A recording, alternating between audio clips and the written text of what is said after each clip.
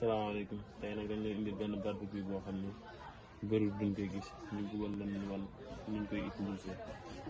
ñu yëkkatee fii mooy première couche pour def këriñ bi nag trois couches fii mën nga fay def këriñ ak ci suufa suuf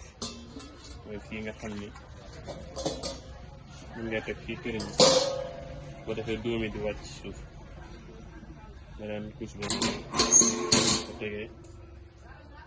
dugal def say këriñ fii grillage bi ñëw teg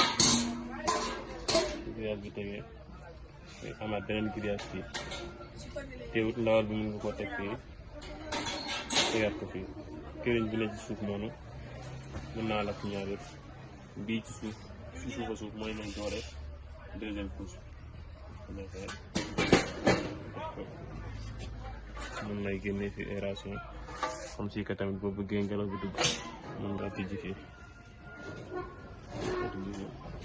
ngelaw bi di dugg